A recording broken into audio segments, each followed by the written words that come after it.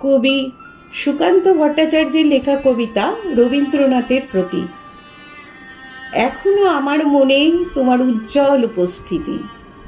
প্রত্যেক নিভৃত ক্ষণে মত্ততা ছড়ায় যথারীতি। এখনো তোমার গানে সহসা উদ্বেল হয়ে উঠি। নির্ভয়ে উপেক্ষা করি জঠরের নিঃশব্দ ভ্রুকুটি।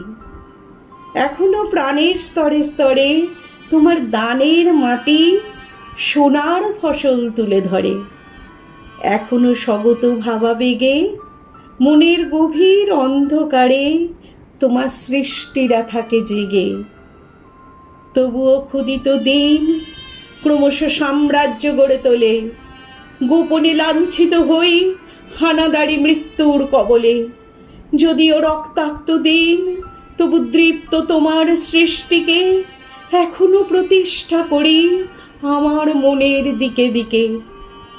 তবুও নিশ্চিত উপবাস আমার মনের প্রান্তে নিয়ত ছড়ায় দীর্ঘশ্বাস।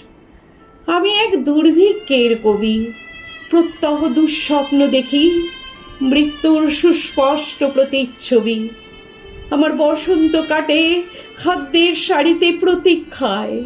আমার বিনিদ্র রাতে সতর্ক সাইরেন ডেকে যায়। আমার রোমাঞ্চ লাগে অযথা নিষ্ঠুর রক্তপাতে। আমার বিস্ময়ে জাগে নিষ্ঠুর শৃঙ্খল দুই হাতে।